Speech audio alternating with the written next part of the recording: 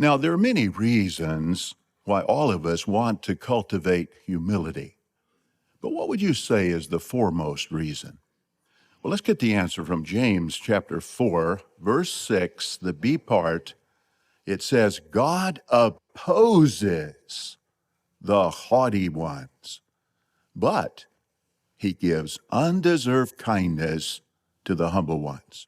So, if we don't have humility, Jehovah's going to oppose us.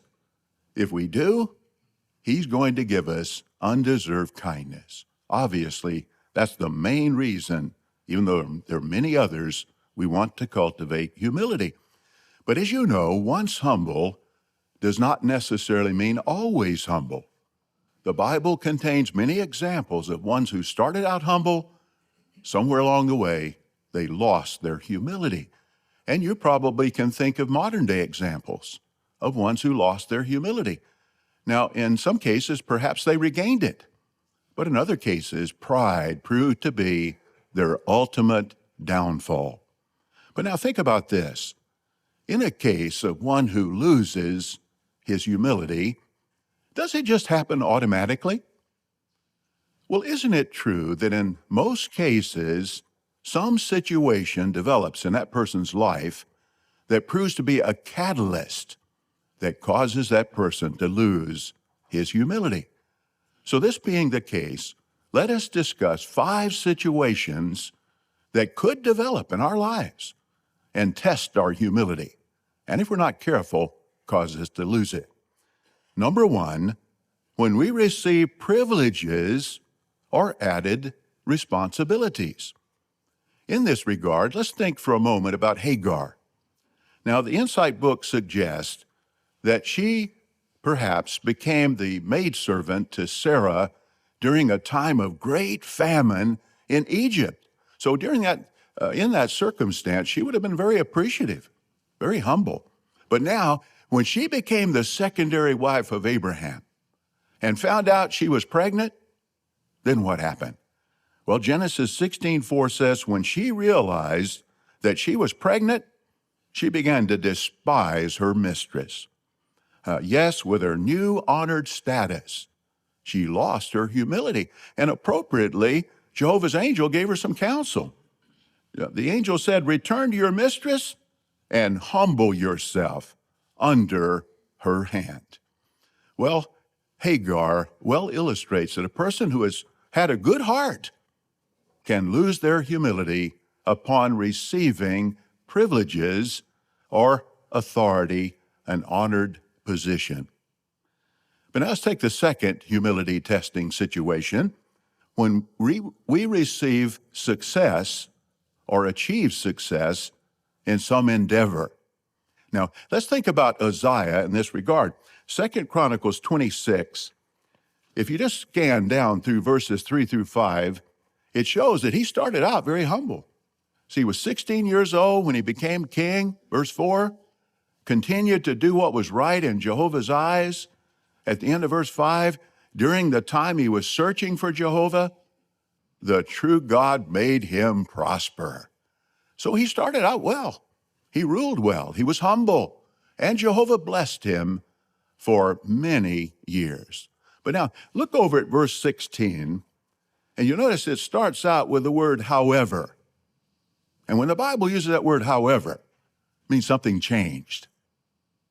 However, as soon as he was strong, his heart became haughty to his own ruin.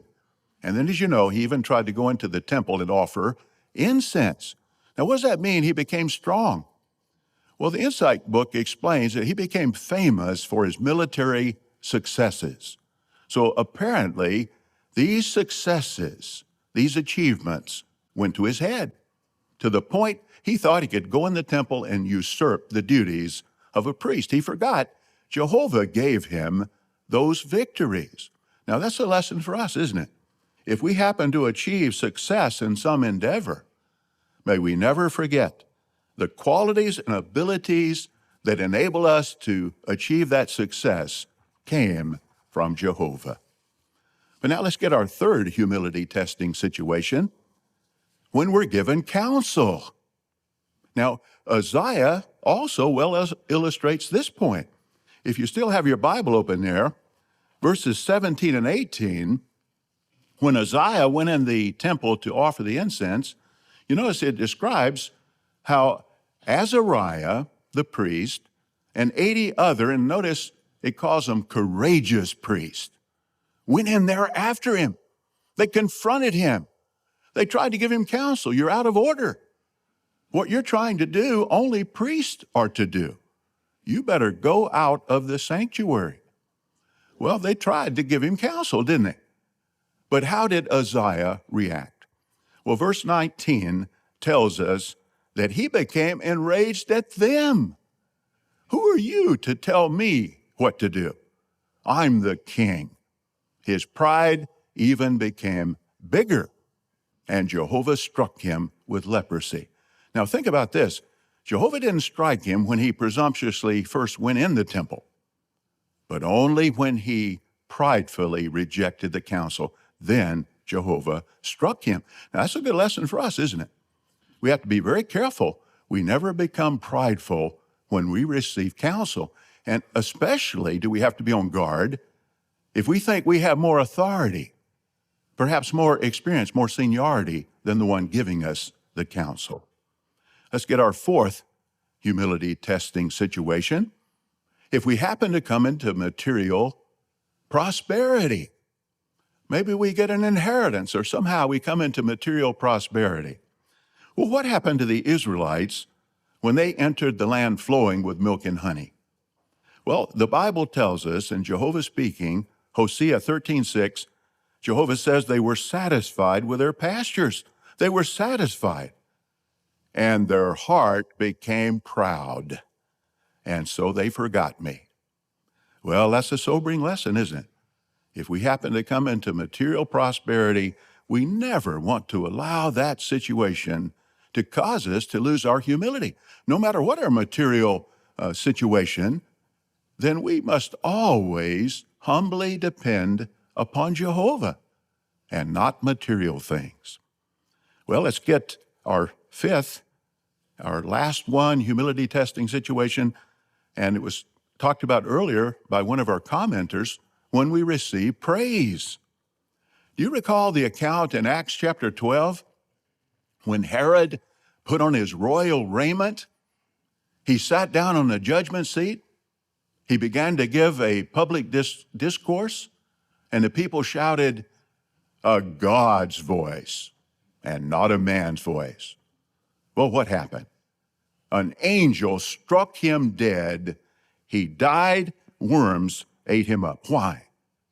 Because he didn't give glory to Jehovah. In stark contrast, think about the account in Luke 18 when a ruler came up to Jesus and called him good teacher. And Jesus said, "Why do you call me good?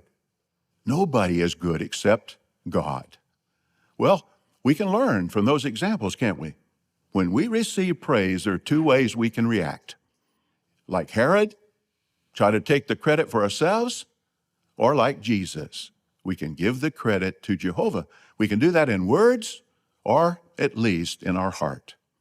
Now, Proverbs 27:21 says, "A person is tested by the praise he receives." And one way he's tested is his humility is tested.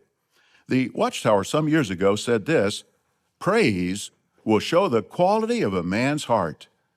Wise men do not seek praise, nor are they puffed up by it. Vain men seek it, and weak men are inflated by it." If one can bear praise without injury, remembering that anything and everything he has is actually from God, that one is sterling in the eyes of Jehovah. Well, there we have 5 situations that can test our humility. And if we're not careful, cause us to lose it. Do you have them? When we receive privileges or added responsibility. Number 2, when we achieve success in some endeavor. Number 3, when we receive counsel. Number 4, if we happen to come into material prosperity. Number 5, when we're praised. But you can probably think of other situations that can test our humility. The point is, if we meet these tests successfully, then, and keep our humility with Jehovah's help, then Jehovah will never oppose us. Rather, we will continue to receive undeserved kindness from his generous hand.